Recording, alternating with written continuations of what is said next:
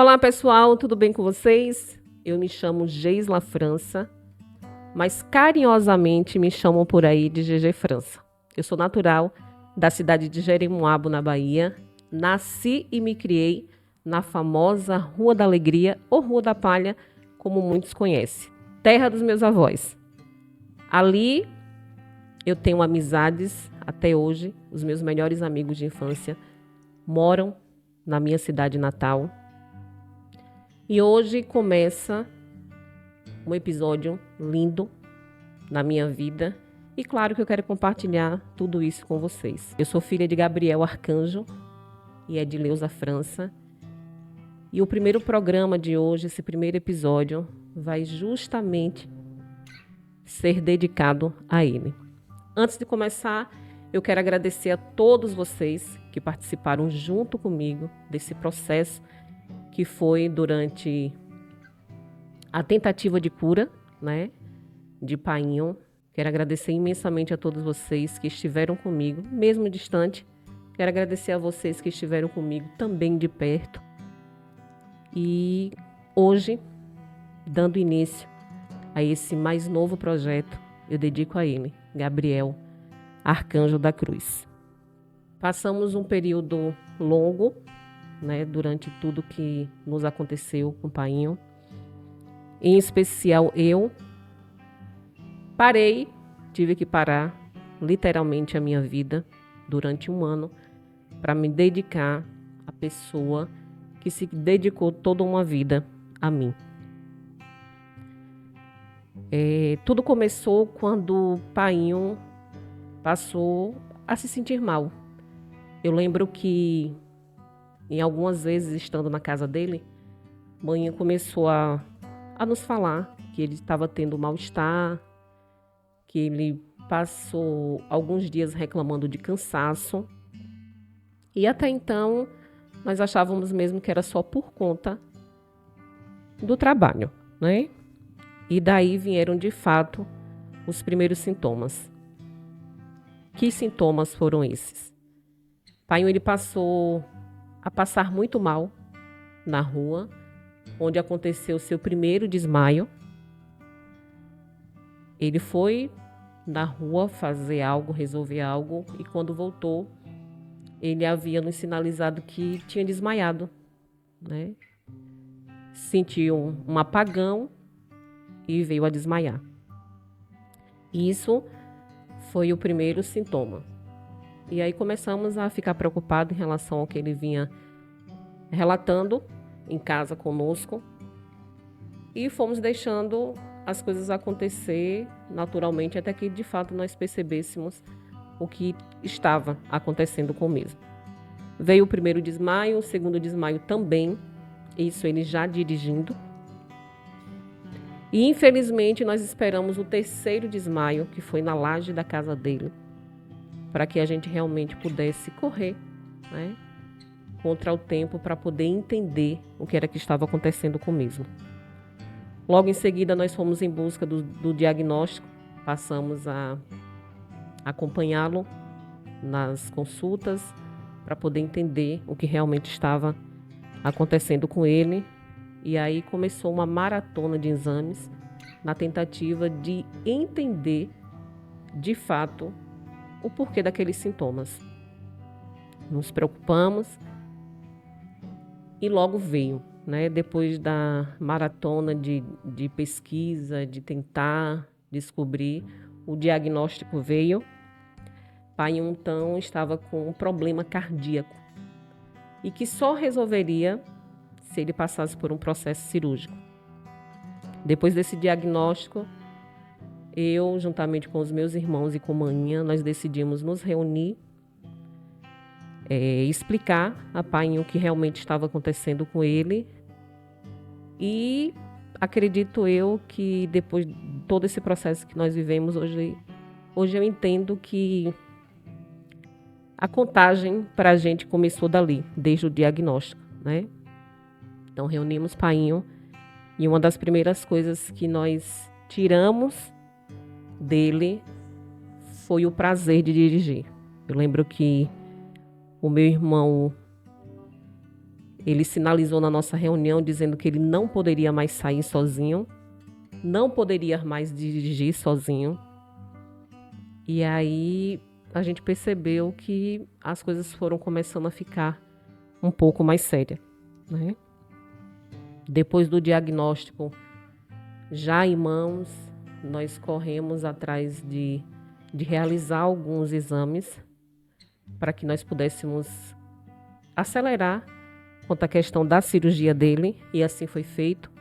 Desde setembro do ano passado, de 2024, que eu passei a ir com muita frequência em Salvador, juntamente com ele, para que nós pudéssemos realmente fazer os exames necessários, para que ele pudesse passar pelos profissionais necessários, para que muito em breve nós pudéssemos, então, passar pela cirurgia. Depois de todo o exame feito, o internamento aconteceu no dia 27 de fevereiro do ano passado, já para que ele pudesse fazer a cirurgia. Nisso, passamos alguns dias ainda em observação, ainda realizando alguns exames dentro do hospital. E no dia 7 de março do ano passado, às 6h40 da manhã, Painho entra no centro cirúrgico para poder realizar uma cirurgia de ponte safena e uma troca de válvula. A cirurgia foi realizada. Do horário que ele entrou no centro cirúrgico, a cirurgia demorou um tempo de 6 horas. E depois desse horário, eu tive a primeira notícia dele, né? Que a cirurgia tinha sido um sucesso e que estava só finalizando algumas coisas para poder subir com ele para a UTI. E assim aconteceu. Nesse mesmo dia da cirurgia, eu fiquei ainda no hospital, esperei o horário da visita para poder ver ele. Fui normal, aparentemente tudo normal, né? Fiz a primeira visita dele, ele não me viu porque ele ainda estava sob efeito de anestesia, então ele não conseguiu me ver logo depois da cirurgia. Segundo dia de internamento, voltei e, infelizmente, no segundo dia, eu já percebi que o pai não estava legal, né? Segundo o médico, ele teve um episódio de desorientação. Segundo eles, também é normal por conta do procedimento, mas nada que pudesse tirar a minha paz naquele momento. Até então eu achei que fosse algo normal justamente por conta do procedimento, mas ainda assim ele falou comigo, a gente conversou um pouco, ele ainda bastante sonolento. Terminou a visita, voltei para onde nós estávamos hospedados, né? No terceiro dia de cirurgia, voltei novamente à UTI. E aí, nesse terceiro dia, eu levei um dos piores baques da minha vida, que foi exatamente quando eu encostei no leito dele. Ele havia tido novamente mais um segundo episódio de desorientação, e nesse ele não me reconhecia, ele não falava, ele apenas gesticulava como se ele estivesse sentindo muita dor de cabeça.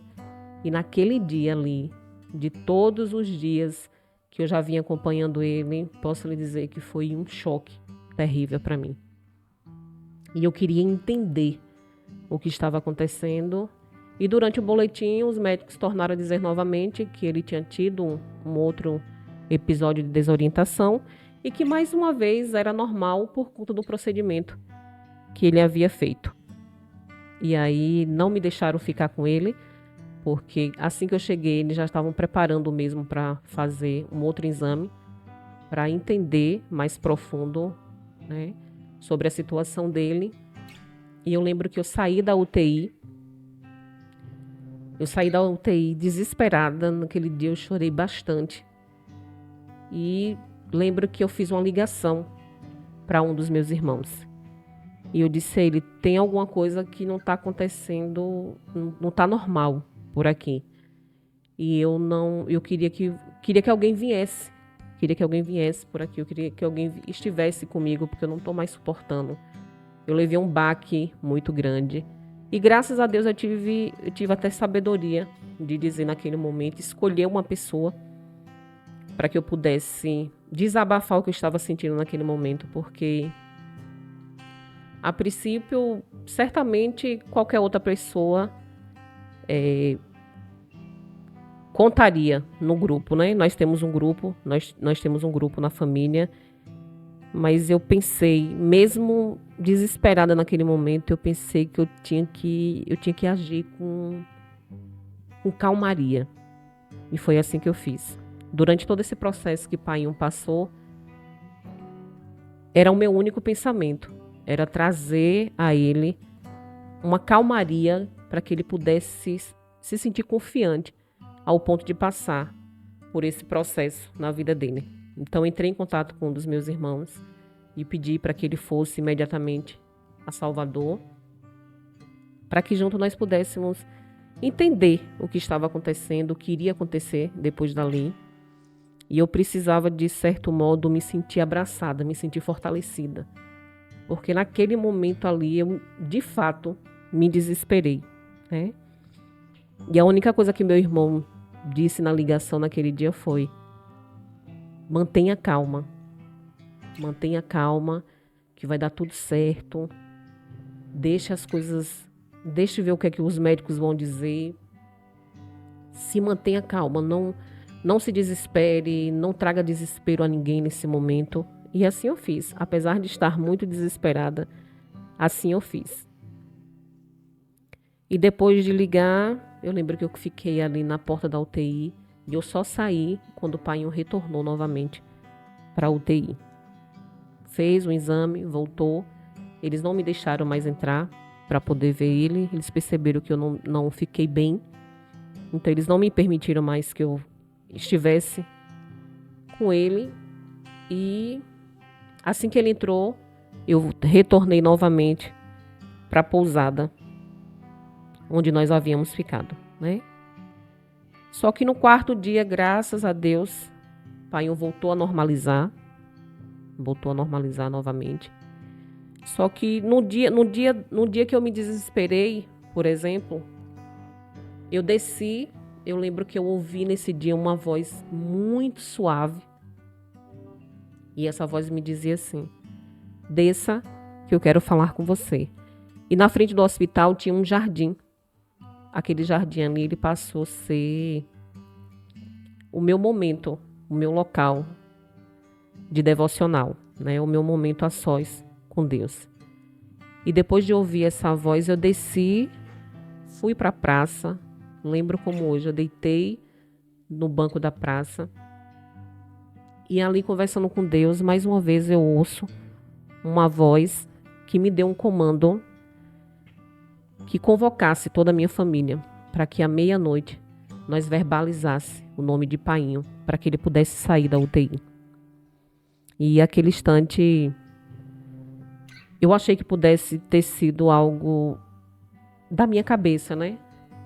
Algo que de repente a emoção que eu estivesse sentindo, mas ainda assim eu fiz. Voltei para a pousada, comuniquei à minha família o que estava acontecendo e convoquei a todos eles para que meia-noite nós pudéssemos orar e verbalizar o nome de Painho para que ele pudesse sair da UTI. E acredite, assim aconteceu. À meia-noite nós fizemos o que o Senhor, com certeza, havia me ordenado naquele momento. E no outro dia, quando eu volto para poder visitar Painho, é como se nada, absolutamente nada tivesse acontecido. E eu lembro que eu cheguei e antes mesmo de entrar no leito dele, tinha uma pia onde a gente higienizava as mãos para poder ir até ele. E ele já me enxergou de longe e sorriu. Aquilo ali eu já entendi que ele estava bem. Ele não estava como no dia anterior. E aí eu encostei nele, eu lembro que eu encostei nele. Eu disse: e aí, rapaz, como é que o senhor tá? Conversando com ele. Ele disse: você não veio me ver ontem? E aí eu disse: vim, vim ver o senhor, sim. O senhor estava dormindo e estava dormindo muito pesado. Deve ter tomado alguma medicação, né? Ele, rapaz, com certeza deve ter sido isso. Só que eu estava dormindo essa madrugada e ouvi um homem do meu lado aqui dizendo assim: amanhã você vai sair da UTI e vai para a enfermaria. E aí eu perguntei a ele, eu disse, mas foi um enfermeiro? Ele disse, não sei, deve ter sido que ele estava todo vestido de branco, então acredito que tenha sido um enfermeiro. Aí ele disse como? Exatamente como, painho? Aí eu perguntei a ele mais ou menos se ele tinha ciência de qual era o horário que ele tinha ouvido. Meia-noite, o enfermeiro chegou aqui e disse, seu Gabriel, acorde, fique bem, que amanhã o senhor vai descer para a enfermaria. E aquilo ali, com certeza, eu tive a certeza de que não foi minha emoção, de que não foi algo que eu mesmo inventei naquele momento, né? Foi algo sobrenatural e a resposta veio. O pai estava intacto, estava bem, parecia que não tinha tido nenhum episódio de desorientação. Visitei ele normal, voltei para a pousada novamente, onde eu fiquei por todo esse tempo, ali mesmo próximo ao hospital. E na parte da tarde, o hospital liga para mim, dizendo que ele seria liberado para a enfermaria, que eu poderia voltar para o hospital. Porque enquanto estávamos na enfermaria, eu podia acompanhar o mesmo. Na UTI, isso não é possível. A gente sai do hospital e somente durante as visitas que a gente tem acesso ao paciente. E arrumei minhas coisas novamente da pousada e corri para o hospital para poder esperar ele. Eu sei que nós passamos do internamento até o dia da alta, nós passamos 25 dias dentro do hospital. Quando a alta aconteceu, eu preparei novamente a minha família, pedi que os mesmos providenciassem fogos para que a gente pudesse receber painho. E assim aconteceu. Ele foi liberado, nós fomos para casa e ali nós achávamos que seguiríamos a nossa vida normal, como foi dita por todos os profissionais que passou por ele. E até a gente descobriu o diagnóstico. Para a cirurgia, a única coisa que eles falavam é que para ele ter uma vida mais longa, ele precisaria passar por esse procedimento. Então nós confiamos. Abaixo de Deus nós confiamos no que a medicina também dizia. Fomos para casa, ele passou os dias de recuperação muito bem, a cicatriz da cirurgia evoluiu muito bem, só que nós não sabíamos o que nos esperávamos nos próximos meses. Depois de 4 meses de cirurgiado, Painho voltou a sentir os mesmos sintomas que ele sentia antes da gente descobrir o diagnóstico, né? Muito cansaço, ele passava a maioria do tempo querendo dormir, muito inchado, bastante inchado. E aí aquilo ali foi aumentando, isso depois de 4 meses de cirurgia. E aí, com a volta dos sintomas, nós tornamos novamente a refazer alguns exames. Depois da cirurgia, nós tínhamos algumas revisões para fazer. Não foi possível, porque logo em seguida ele começou novamente com muito mal-estar. Então, a gente ainda tentou 2 vezes. E essas 2 vezes, infelizmente, a revisão ela foi cancelada. Uma, a gente já estava quase chegando, e a outra nós fomos ficar ciente disso somente quando chegamos no hospital para revisão. Então, a revisão pós-cirurgia não aconteceu. E aí voltamos para o cardiologista aqui na nossa cidade, onde foi através dele que nós descobrimos a causa de Painho. E aí começou novamente mais uma maratona de exames para saber o que agora estava acontecendo com o mesmo, né? Depois disso, depois de alguns exames, passamos a ter alguns internamentos aqui, infelizmente. O último, ele ficou. Depois de 4 meses de cirurgia, o primeiro momento que o pai sai de casa para um internamento foi no mês de julho. Lembro como hoje, no mês de julho. E aí ele ficou internado no hospital aqui da nossa cidade, onde teve algumas complicações, passou para a semi-UTI, onde na semi-UTI, infelizmente, ele teve 3 paradas cardíacas. Depois disso, foi para a UTI, porque nós havíamos descoberto que ele precisava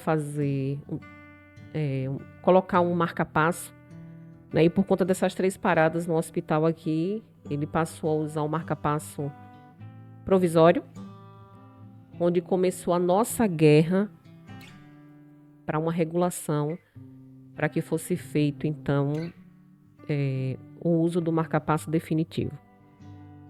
A regulação saiu, fomos para a Feira de Santana, onde ele foi internado, onde foi realizado o procedimento para o uso do marca-passo definitivo. Assim foi feito, com 24 horas depois, ele saiu do hospital, fomos para casa e ali mais uma vez nós achávamos que tudo ficaria bem, né, onde as coisas iriam se normalizar. Só que infelizmente mais uma vez não aconteceu. Ele, depois do implante do marca-passo, ele passou mais alguns dias bem. Depois tornou, infelizmente, a voltar com os mesmos sintomas. E aí não mais internamos ele aqui. Procuramos um outro cardiologista para uma segunda opinião. E como ele tinha um pouco tempo de implante, nós retornamos novamente ao hospital em Feira de Santana, onde ele ficou internado, mais uma vez, né? E aí começou mais uma longa jornada de investigação, de exames. E em Feira de Santana nós passamos 2 meses e 17 dias de internamento. Durante esse tempo, nós havíamos alugado, né, uma casa em frente ao hospital para que nós pudéssemos estar mais próximo dele. A nossa vida mudou drasticamente a favor de Painho, né? Eu dei início, mas durante o percurso eu precisei de ajuda. E eu quero aproveitar esse momento também para dizer a você que não pense que você vai conseguir dar conta de tudo sozinho, porque você não vai. Deus, ele sempre vai levantar alguém para poder caminhar junto contigo durante um processo. Eu não acredito que, por mais que você diga, eu passei todo esse processo sozinho ou sozinha, ainda assim eu não acredito. Porque eu entendo que, de repente, quando você traz algo desse tipo, pelo menos foi o que aconteceu comigo, talvez você não tenha, nesse momento, ao seu lado, as pessoas em quem você mais apostou. Que geralmente sempre é assim. A gente acha que a ajuda vem justamente e definitivamente das pessoas que a gente mais aposta no momento. E nem sempre vai ser assim. Eu acredito que a maioria das vezes não acontece dessa forma.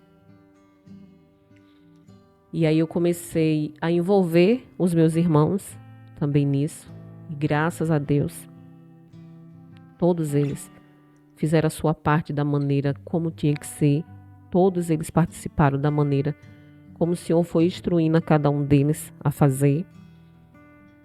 E passamos esse período no hospital em Feira de Santana. E lá em Feira de Santana nós descobrimos que a cirurgia que ele tinha feito, que segundo os médicos tinha sido um sucesso, infelizmente estava com uma infecção. E qual seria o comando para que tudo pudesse voltar ao normal com a vida de Painho? Uma segunda abordagem, uma segunda cirurgia. E por conta disso, ele ficou ali no hospital em Feira de Santana durante 2 meses e 17 dias, esperando mais uma vez na fila de regulação para que o hospital em Salvador, o hospital que fez a cirurgia dele, o aceitasse e fizesse a segunda abordagem. Durante esse período de internamento em Feira de Santana, Painho, ele pegou uma bactéria essa que ele precisou ser isolado de outras enfermarias.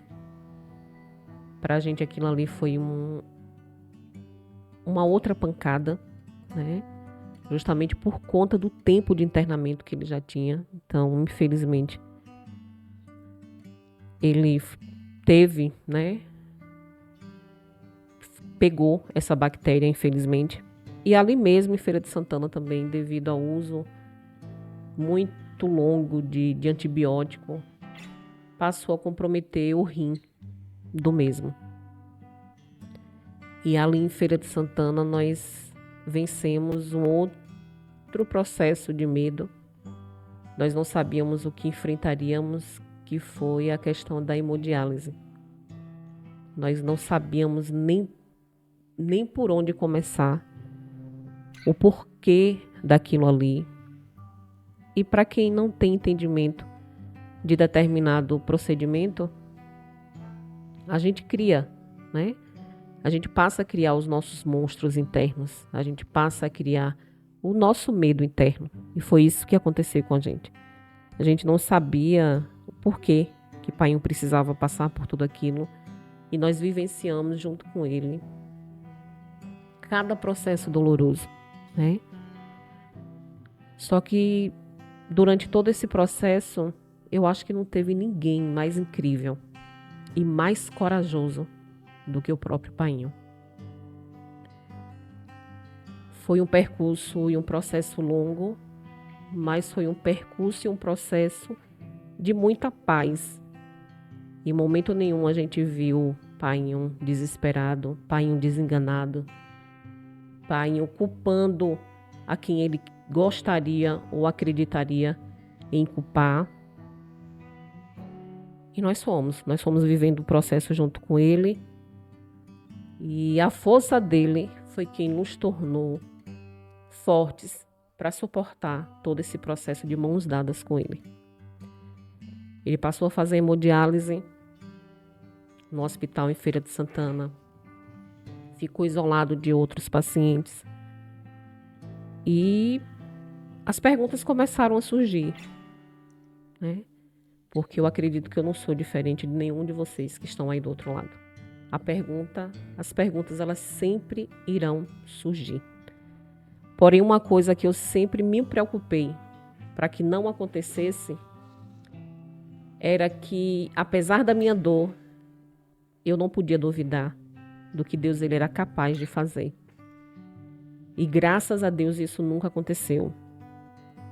Durante todo esse processo de Painho, eu sempre entendi que Deus ele estava no controle e que tudo, absolutamente tudo que viesse a acontecer, talvez a gente não fosse entender naquele momento, mas certamente um dia o Senhor iria nos trazer um entendimento e que não cabia a mim questionar Deus o porquê.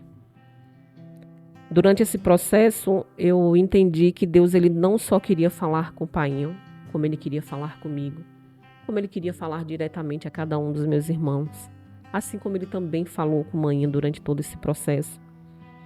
E eu lembro que apesar da minha dor, Deus ele ainda fazia com que eu olhasse para o outro com um olhar de misericórdia.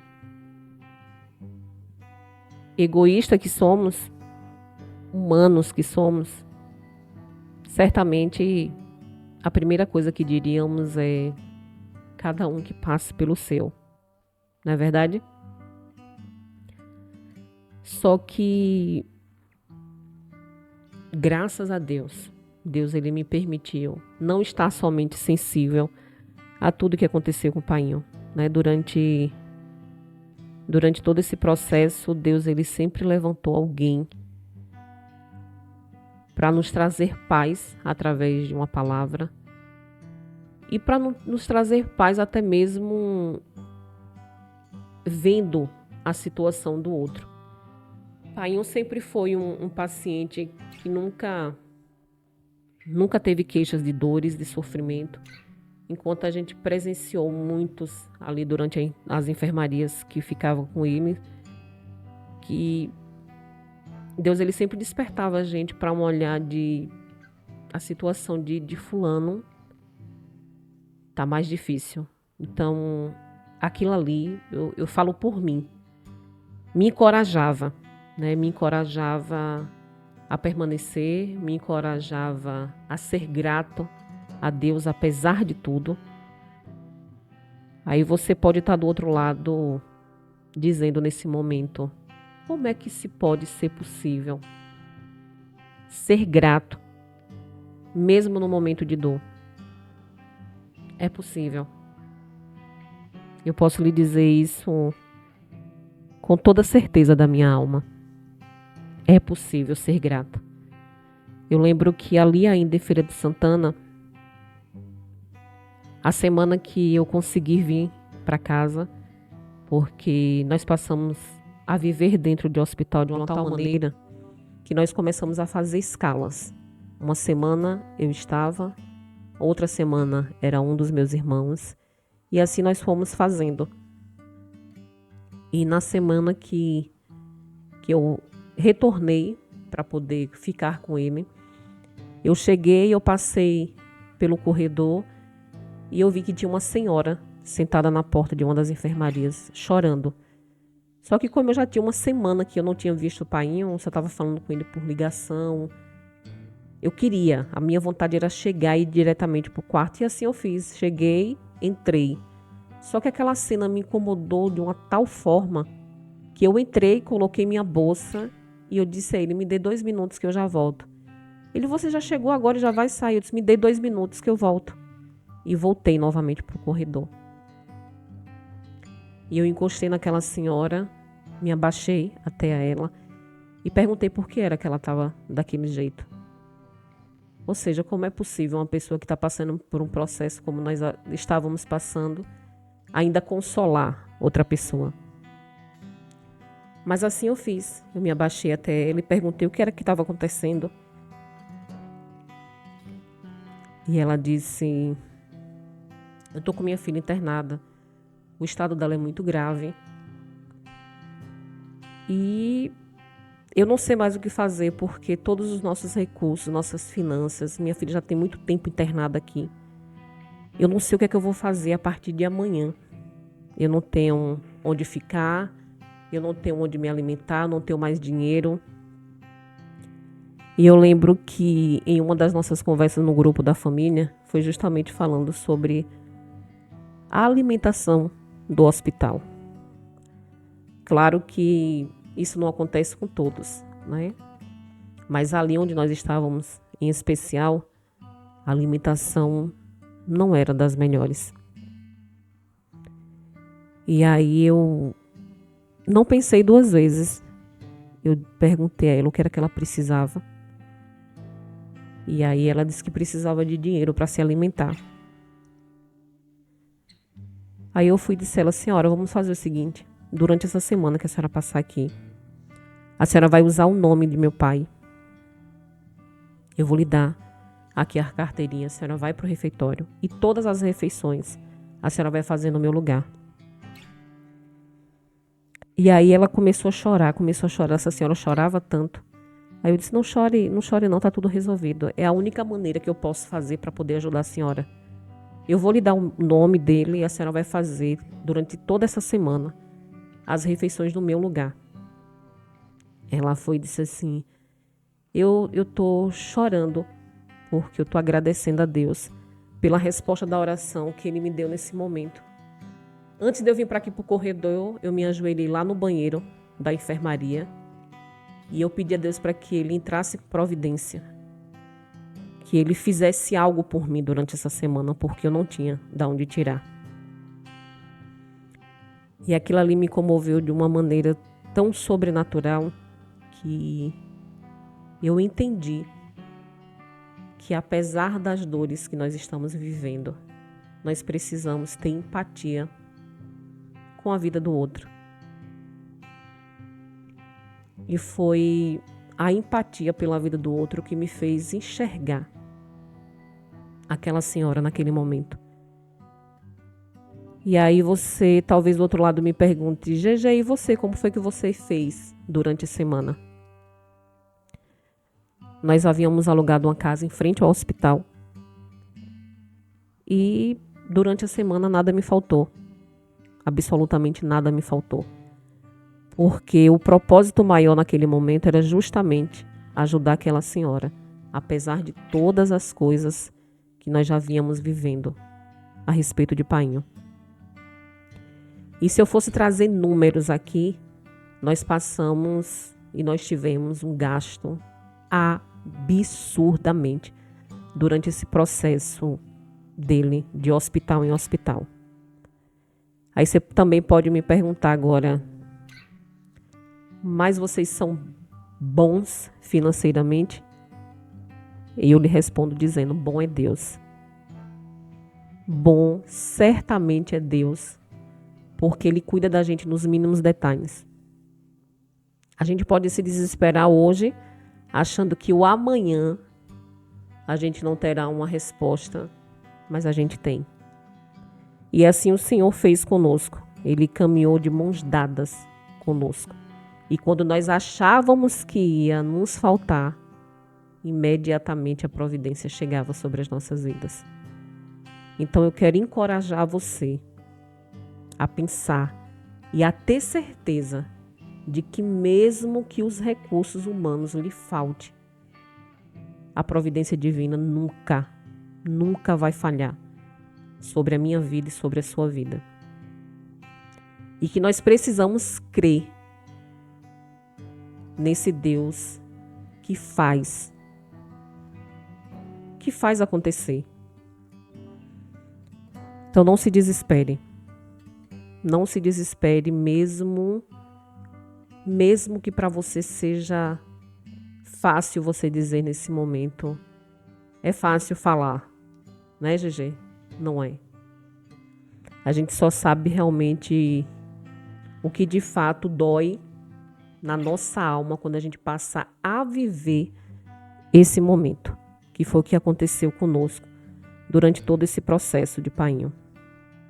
E por incrível que pareça, antes de tudo isso acontecer, eu sempre joguei nas nossas conversas familiares que nós precisávamos conversar sobre luto. Eu sempre coloquei isso. E eu não sabia o que esperava a gente, né? Uma coisa é você falar e outra coisa é você viver na pele. E eu sempre dizia, gente, a gente precisa aprender a falar sobre luto. Nós precisamos aprender a falar sobre morte. E eu lembro, todas as vezes que eu questionei sobre isso, a primeira reação que cada um tinha a gente vai falar, pra que isso? Que besteira. A gente sempre leva isso aí muito para um lado do depois, né? Só que eu quero aproveitar também e dizer a vocês, passem a falar sobre morte. Talvez é um assunto que nem todos estejam preparados para ouvir, nem todos queiram, mas é um assunto necessário, porque nós sabemos do agora. O amanhã, infelizmente, não nos pertence. E nós vivemos isso na pele, né? E aí, durante esse processo de Feira de Santana, esperamos mais uma vez outra regulação para Salvador. E depois de 2 meses e 17 dias, a regulação saiu. E mais uma vez nos traz a alegria de saber que aquilo que estava matando a gente aos poucos, logo, logo, nós teríamos uma outra saída. E para a gente, a saída abaixo de Deus era justamente a segunda abordagem. Se Painho ele passasse mais uma vez pela cirurgia, tudo voltaria ao normal na vida dele. A regulação aconteceu, voltamos para o hospital onde foi feita a sua cirurgia. Passamos um outro período muito longo de internamento. E esse foi o internamento mais decisivo das nossas vidas. Os internamentos que tinham acontecido anteriormente nos causou angústia, nos causou medo, mas nada comparado a esse último internamento que aconteceu com ele. Passou novamente a fazer mais uma maratona de exames, passou mais uma vez por outros profissionais para poder entender o que de fato estava acontecendo com ele, até que o diagnóstico mais uma vez veio.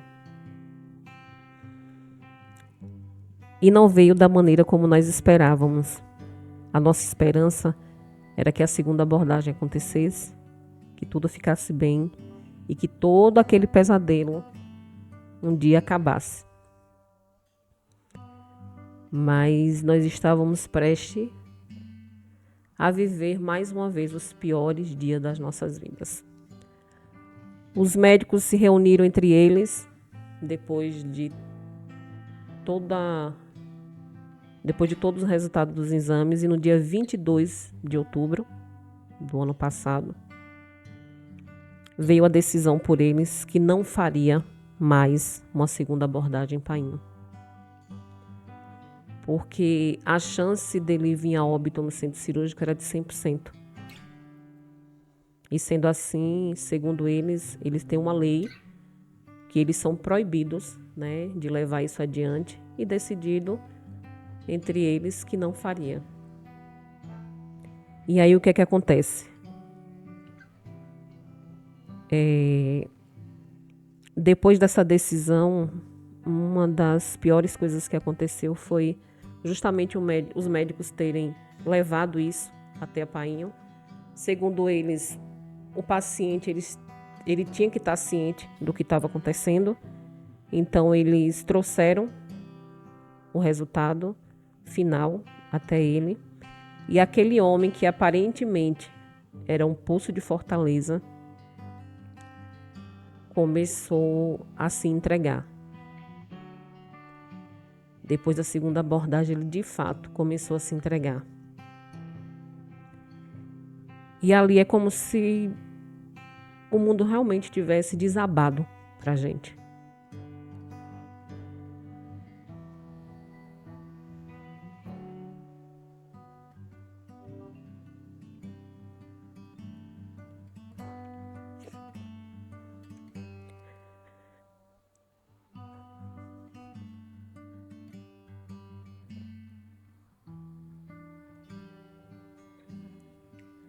Para mim, em especial, que acompanhei ele durante toda essa trajetória,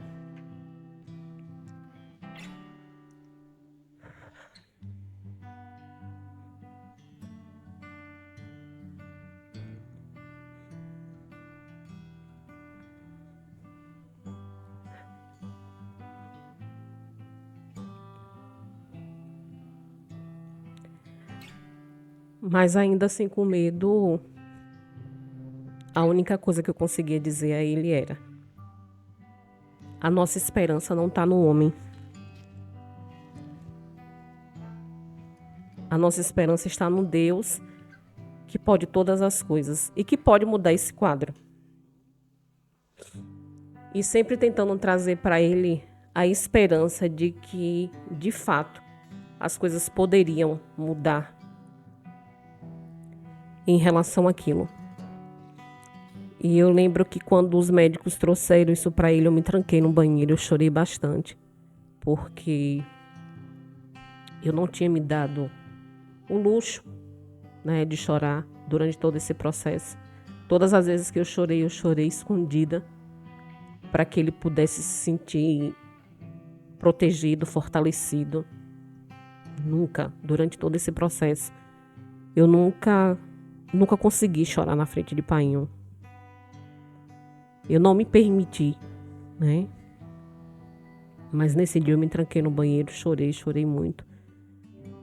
E depois disso os médicos disseram que ia liberar Painho para casa, porque o quadro de infecção dele havia alastrado bastante, tinha tomado toda a parede do coração dele, que não havia outra saída para ele, né? E ainda assim nos reunimos, pedimos para que eles pudessem fazer. Nós queríamos pelo menos tentar, porque poderia dar certo no centro cirúrgico, como também poderia, a gente tinha essa ciência. Mas infelizmente os médicos decidiram por eles que não faria, e não fez. E aí depois disso, Painho começou a ficar bastante debilitado. O emocional de Painho foi muito abalado depois dessa notícia.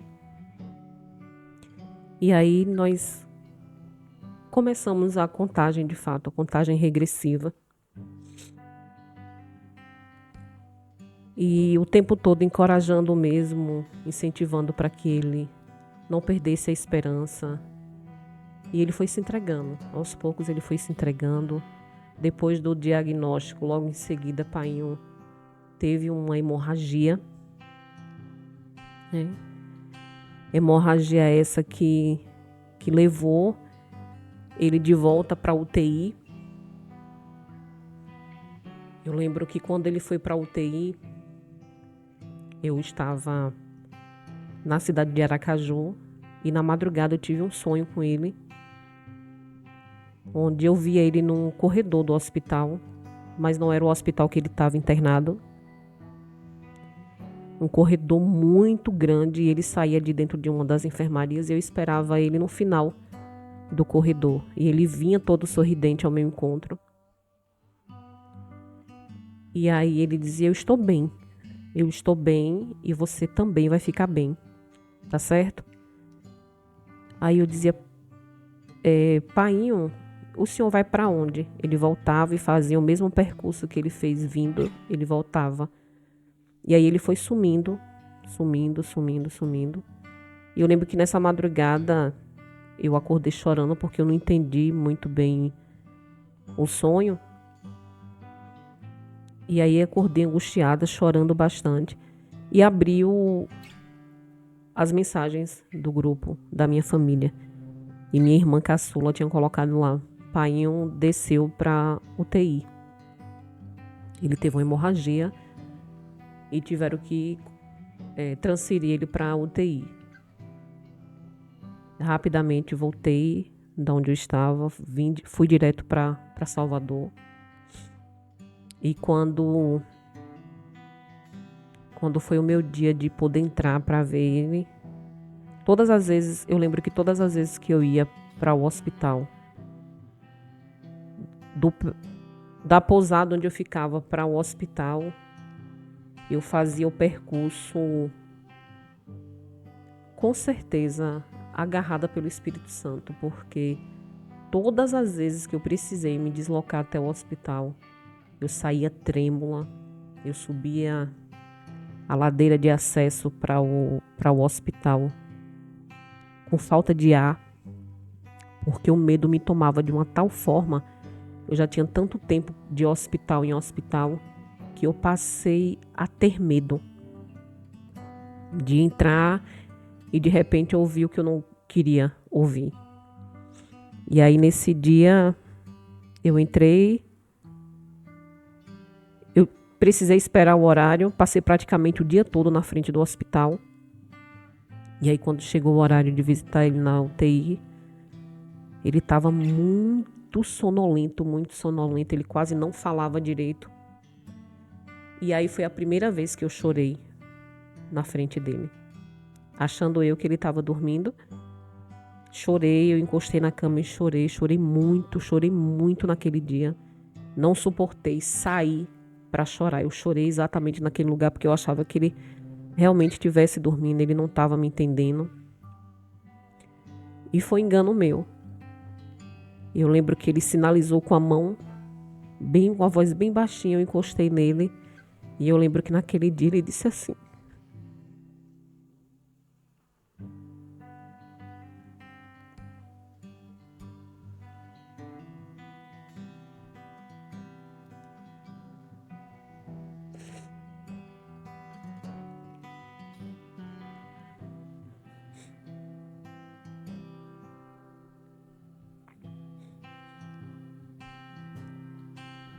ele abriu o olho, segurou na minha mão.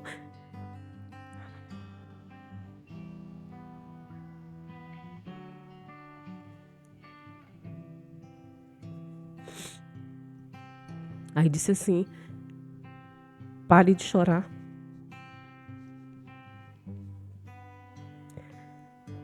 Abaixo de Deus, você foi a minha rocha.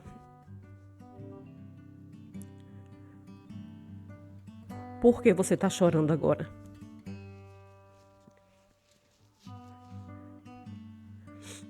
Pare de chorar.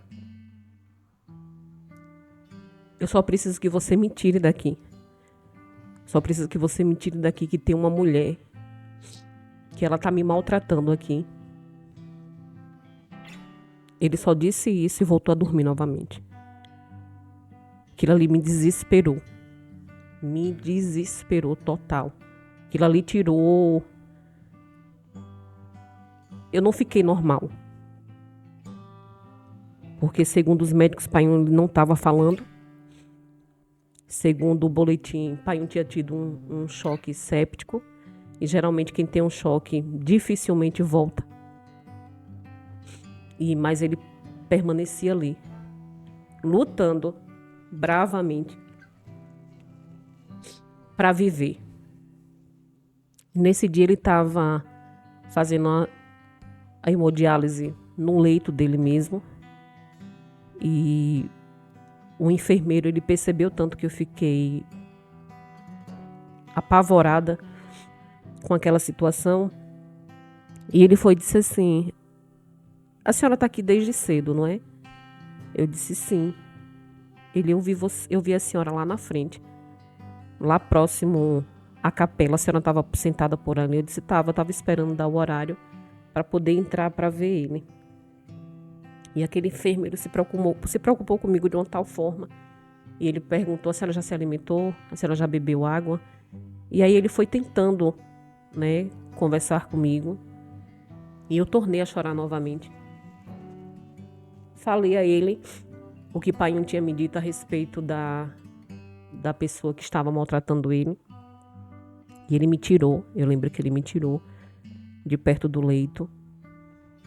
E disse assim: seu pai lhe disse tudo isso? Eu disse: foi. E você tá chorando por quê? Ele não quer ver você assim. Seja forte, como você tem se mantido até hoje. E tenha calma, as coisas vão se ajustar. Eu chorei muito naquele dia. Mas ainda assim, eu ouvi um enfermeiro e tentei me acalmar, porque a vontade realmente era de buscar alguém que pudesse responder por essa possível pessoa que estaria maltratando ele. E aí eu lembro que eu saí dali, subi todos os setores possíveis de dentro do hospital, até conseguir uma visita estendida. Quem vive de hospital sabe que quando se está na UTI, quando o paciente está na UTI, você não tem direito de ficar com o mesmo, somente no horário de visita que é possível ver o mesmo. E por conta disso eu procurei a todos que pudessem me ajudar naquele momento. Foi quando eu consegui uma visita estendida, expliquei toda a situação de Painho. E aí passei a estar na UTI durante todo o dia com ele. E só saí à noite porque, infelizmente, à noite eu não poderia mais ficar ali. E eu disse por algumas vezes aos médicos que acompanhavam ele que se ele saísse dali da UTI e voltasse para a enfermaria novamente, a gente estando mais perto dele em 24 horas, Painho teria uma melhora, né, no seu quadro. E todas as vezes que eu ia visitar, eu insistia dizendo a mesma coisa aos médicos. E eu lembro que uma das médicas disse assim: o quadro de seu pai ainda é muito delicado, mas analisando todo o contexto da história de vocês, a gente pode, de certa forma, nos reunir e tentar trazer um conforto melhor para ele, deixar vocês mais próximos para ver se realmente essa melhora que você insiste tanto em dizer acontece. E aí, ela disse, é muito raro um paciente que tem um choque e volta sem lesão, e seu pai, ele tá lutando para sobreviver. Essa foi uma das conversas que nós tivemos, e no dia seguinte, voltei novamente, e com 2 dias depois dessa conversa que eu tive com a médica, eles prepararam um quarto, ainda de isolamento, para que pudesse transferir Painho, depois da visita das visitas que a gente estava tendo, que era a minha semana, era a semana que eu ficava com ele novamente. Ele realmente foi voltando a evoluir, ele voltou a se alimentar, que ele estava sem se alimentar, ele voltou a dormir, que ele não estava dormindo. Porque nós entendemos que durante todo o processo de Painho, o que mais atingiu ele, de fato, foi o emocional. A gente tinha ciência disso. Então, tudo que os médicos questionavam, a gente trazia a eles o entendimento de que se a gente tivesse mais próximo, as coisas podiam melhorar, né, para ele. E assim aconteceu. O quarto foi preparado, nós voltamos para a enfermaria e passamos a percorrer um outro caminho, que era o caminho de volta para a nossa cidade, né? Como não existia mais saída humana para ele, Painho passou a ser um paciente paliativo, né? Então, tudo que passaram a fazer com ele foi justamente para que ele pudesse ter um conforto melhor. E ainda assim, mesmo com esse diagnóstico, mesmo com essa certeza humana, nós continuamos fazendo a nossa parte, que era acreditar que Deus ele poderia, se ele quisesse, mudar aquela história. E aqui eu quero mais uma vez chamar a atenção de vocês. Eu quero pegar esse gancho para poder compartilhar algo, para que de repente você que esteja aí vivendo um momento como esse, ou parecido como esse, nós sabemos que Deus ele é soberano para fazer tudo e qualquer coisa se Ele quiser. Mas nós precisamos ter esse entendimento, é que se Ele quiser, não é que Ele não possa, porque Ele pode todas as coisas, mas é se Ele quiser. E durante o processo que nós vivemos com o Painho, em momento nenhum Deus falou em particular conosco, ou usou alguém para dizer que Painho seria curado. Não. A cura de Painho vinha através do que nós acreditávamos, do que nós queríamos que acontecesse. E nós tínhamos esse cuidado com ele em dizer que se ele quisesse, ele podia. Nós tivemos esse cuidado com Painho de fazer com que ele passasse durante todo esse processo, mas que ele não duvidasse da capacidade, da soberania, do poder e da magnitude que Deus ele tem. E eu lembro que nós fizemos tudo o que foi possível ao nosso alcance. Nós trouxemos a nossa casa para dentro de uma enfermaria. Nós passamos a fazer tudo o que era possível para desligar o emocional de Painho daquele cenário. Eu abandonei praticamente a minha casa, a minha família e passei a viver exatamente por ele durante aquele processo. Porque eu sabia que Deus ele tinha um propósito maior com tudo isso. E o propósito maior era tão somente fazer validar aquilo que a gente externa tanto quando é com a vida dos outros. Eu amo quem está lá fora, eu faço por quem tem lá fora, eu me dou por quem está lá fora, quando na realidade a gente precisa entender que para tudo é preciso começar dentro da nossa casa, dentro da nossa família, dentro dos nossos, porque não ia adiantar eu ser uma boa filha de boca para fora. Não vai adiantar você ser um bom marido de porta para a rua. Eu acredito que tudo que nós precisamos ser, seja mulher, seja filha, seja mãe, seja amigo, primeiro comece pelos nossos, para que a gente tenha respaldo para chegar até outro. E eu sempre fui muito família. Eu sou muito família. Eu sou uma pessoa que gosto de me comunicar com o outro. Eu sou uma pessoa que eu gosto de fazer amizades, mas eu sou uma pessoa muito seletiva. Eu sou uma pessoa muito observadora. E eu sou uma pessoa que primeiro faço valer dentro da minha casa, no meio da minha família, do que me apresentar aos outros. Eu acho que isso é muito importante. E durante todo esse processo vivido com o Painho, uma das coisas que eu me perguntei muito foi: no que é que eu preciso melhorar? Qual é a área que eu preciso melhorar? E acredite que tiveram muitas coisas que eu melhorei e que eu ainda preciso melhorar. Nada, absolutamente nada, nenhuma dor, nenhum processo, nenhum dia mau é em vão. Quando o próprio Deus ele quer trazer à tona a sua vida algo que precisa ser melhorado.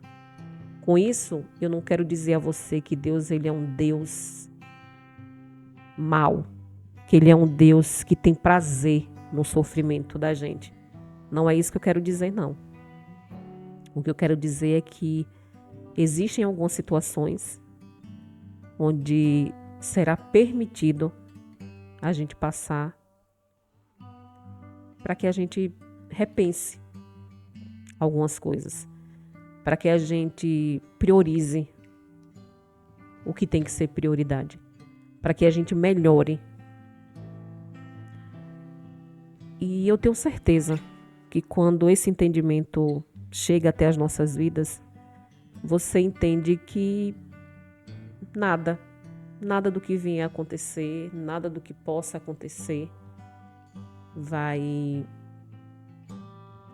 mais lhe abalar, né? Da maneira como lhe abalou na sua primeira experiência. E aí passamos a viver mais um processo, mais uma etapa de espera de regulação.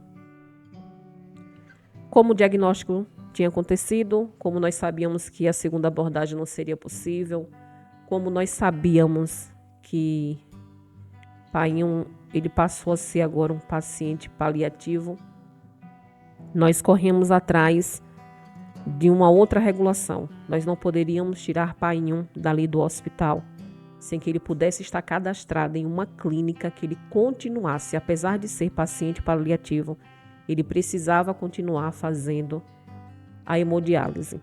Então passamos mais um processo de internamento ali, mesmo sabendo que não teríamos mais solução, humanamente falando. E aí passamos a correr em busca de uma regulação para que uma clínica na nossa cidade aceitasse o mesmo com uma bactéria como paciente paliativo, para que ele pudesse continuar dando início, né? Dando continuidade, melhor dizendo, à sua hemodiálise. Passamos dias assim. Painho, depois que saiu da UTI, o processo de recuperação dele foi lento, mas aconteceu, aparentemente aconteceu.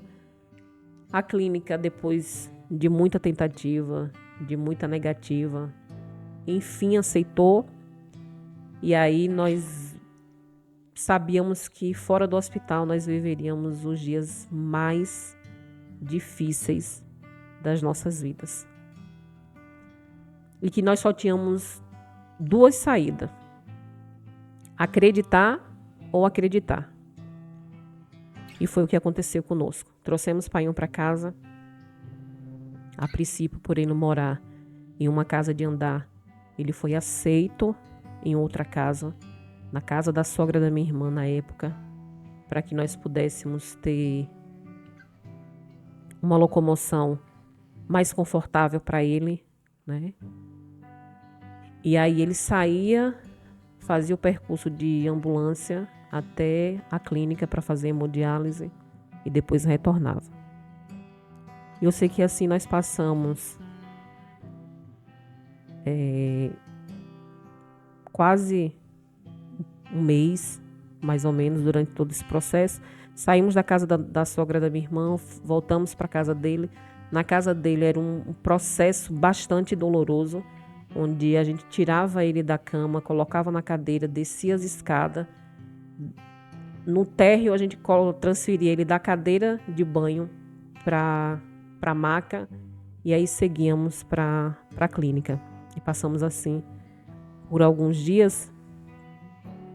E no dia 10 de janeiro, eu passei praticamente um ano e pouquinho cuidando de Painho. E no dia 10 de janeiro, que foi no dia que ele veio a óbito, foi o único dia que eu não consegui ver o mesmo. Me despedi dele um dia antes, um dia anterior. E no dia 10, infelizmente, aprove a Deus, recolheu o mesmo. E eu lembro que nesse dia eu tirei o dia exato para cuidar de mim um pouco, já que fora do hospital eu passei 24 horas praticamente com ele. E justamente nesse dia eu tirei o dia para cuidar de mim. Eu estava no salão. E aí nesse dia quem acompanharia ele para hemodiálise era minha irmã, a minha irmã caçula. E assim aconteceu. Eu lembro que eu estava no salão e ela mandou uma mensagem para mim: você vai conseguir chegar a tempo para poder transferir Painho da cama para a cadeira? E eu disse a ela que infelizmente não, que tinha acontecido um contratempo e eu não ia conseguir chegar a tempo para poder preparar ele para mais uma hemodiálise. E ela perguntou: e agora? O que a gente vai fazer? Eu disse: hoje é você que vai dar conta de sair. Hoje quem vai conseguir fazer toda essa movimentação vai ser você. E ela respondeu: tá certo. E assim aconteceu. Eles saíram, foram para a clínica.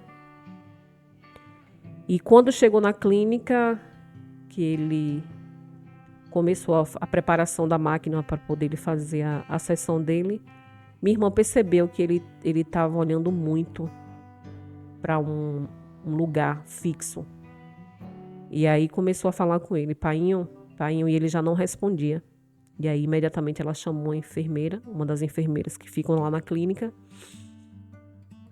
E aí eu estava no salão e eu comecei a perceber a movimentação do grupo de casa. E eu vi na hora que ela botou assim: Painho está passando mal. Naquela hora ali que eu li, me deu um aperto terrível. E o tempo fechou. O tempo fechou de uma hora para outra. E ela rapidamente veio no meu privado e disse: Gê, Painho está morrendo. E ali eu comecei a me desesperar. Mas em momento nenhum me senti culpada por estar ali. Não me senti culpada, não me sinto culpada em momento nenhum, porque eu tenho certeza absoluta de todo o percurso que eu fiz de mãos dadas com o Painho.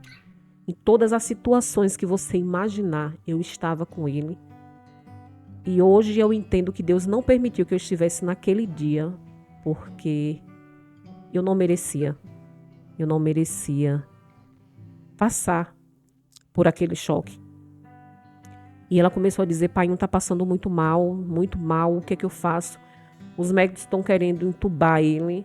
E eu lembro que quando o Painho teve a alta, uma das coisas que a médica disse foi: a partir de hoje é assim que vai acontecer, assim, assim, assim. Então, se porventura acontecer alguma coisa que quiserem entubar o seu pai, não permita, que para ele vai ser ruim. Já que ele era um paciente paliativo, então para ele seria ruim. E aí, eu lembro que ela me perguntou o que faria, e a única resposta que eu dei a ela naquele momento foi: deixe ele se despedir. E aí a menina, eu lembro que a minha amiga parou de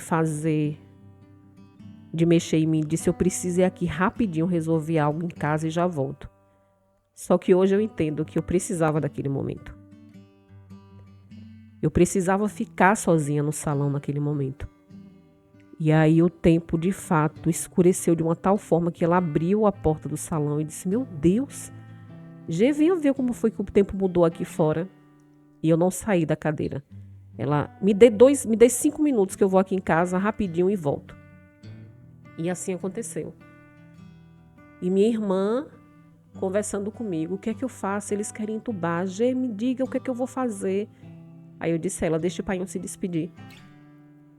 E eu lembro que eu botei o meu rosto no chão naquele salão.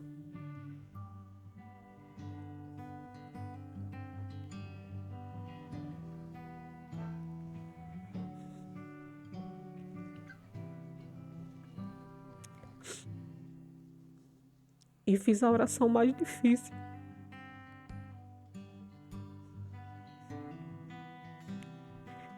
E a minha oração naquele momento foi: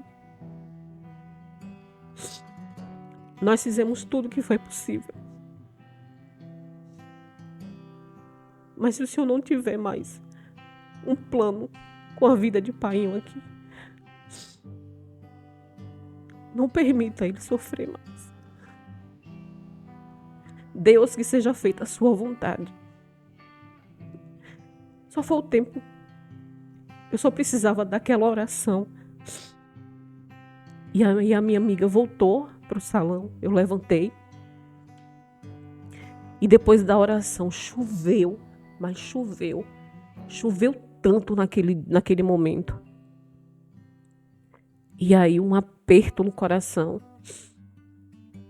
Depois que eu sentei, minha irmã tornou a falar comigo novamente. Veio no privado e disse: Gê, Painho se despediu.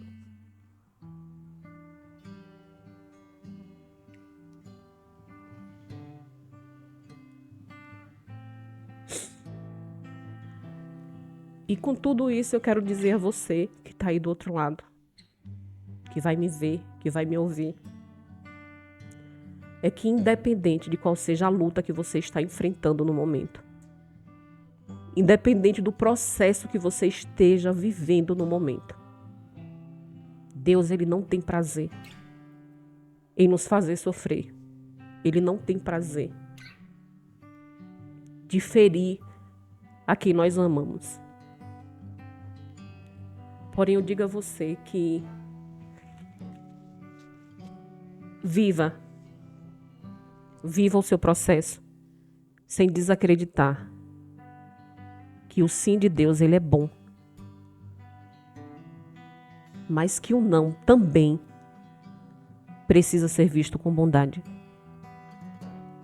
É ruim, é muito ruim perder quem amamos.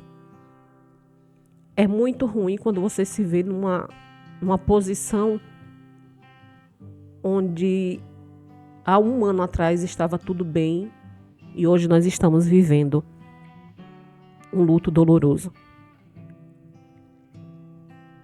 Porém, depois de todo o processo que nós passamos, hoje eu entendo que nós já víamos vivendo um luto durante 1 ano.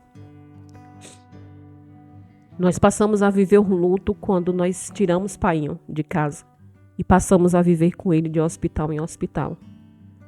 Nós estávamos vivendo luto quando o Painho já não podia mais fazer sua visita de rotina à sua mãe, que ele não passava tanto tempo sem ver a mesma. Nós passamos a viver um luto quando eu tive que aprender a fazer a barba dele para que ele pudesse se manter com a aparência intacta, já que ele era tão vaidoso. Nós passamos, eu em especial, passei a viver um luto quando eu cresci e não via meu pai transitar dentro da nossa casa nu e de repente eu passei a dar banho no mesmo.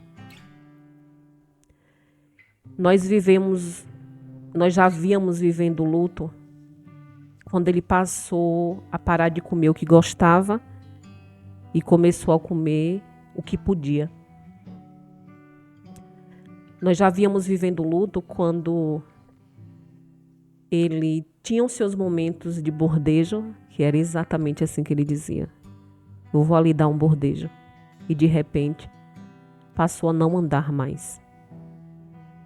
Então, a despedida de Painho foi apenas consequência de 1 ano duradouro de luto que nós já víamos vivendo. Nós já estávamos no luto quando ele tinha que se despedir da dedinha dele e esperar a próxima semana para que ela pudesse vir estar com ele. E ainda assim, apesar da dor, nós estamos tentando seguir as nossas vidas. Nós estamos vivendo um dia de cada vez. Nós estamos nos fortalecendo do baque que é a dor de um luto. Nós estamos tentando ver isso como forma natural, porque todos nós sabemos que esse é o caminho de todos. Nós não sabemos quando é o dia e nem a hora, mas nós sabemos que é o final de todos nós, infelizmente. Então, eu quero trazer para vocês também nesse momento que vocês, a partir desse momento, vocês passem a falar sobre luto. Que vocês tragam a conversa de luto de uma forma normal, natural. Porque foi isso que nos aconteceu durante esse processo. Nós passamos a falar de luto, mesmo sem querer, mesmo sem aceitar, mesmo não achando uma coisa normal. E todo o processo de Painho deu tempo. Deu tempo para muita coisa. Deu tempo dele melhorar como pessoa. Deu tempo dele pedir perdão. Sim. E mesmo, muitas das vezes, ele não tendo causado muita coisa, mas ainda assim foram necessários alguns perdões durante esse processo de hospital em hospital. Foi um processo de reaproximação. Então, hoje nós estamos começando a entender que não foi só sobre doença, foi sobre tudo no modo geral. E eu finalizo aqui dizendo a todos vocês: não façam planos para amanhã. Não é errado fazer planos, mas não façam planos duradouros. Se conecte novamente com a sua casa, com a sua família, com seus amigos.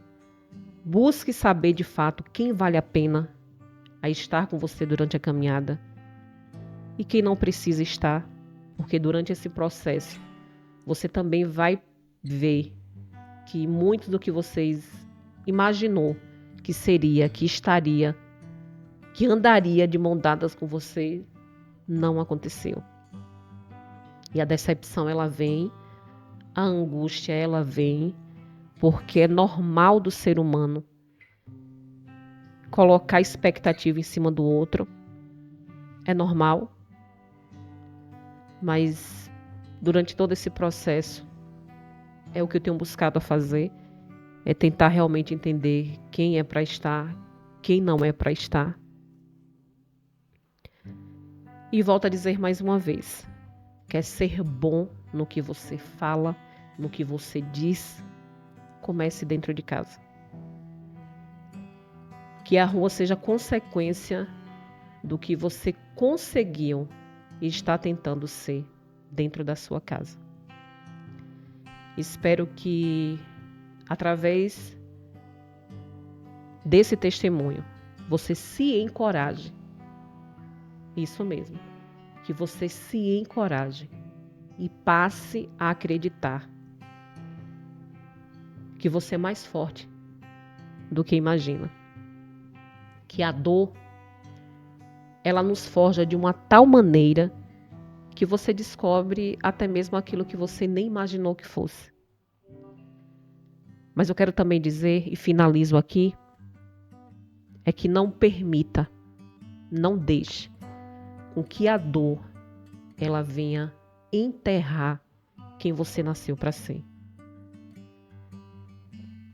A dor é um dos momentos mais oportunos para você se descobrir e descobrir o que você é capaz de fazer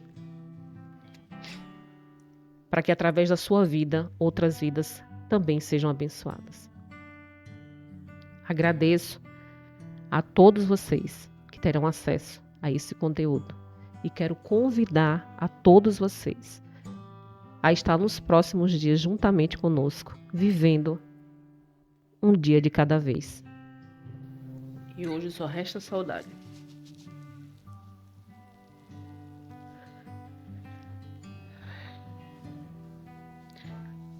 Muita saudade.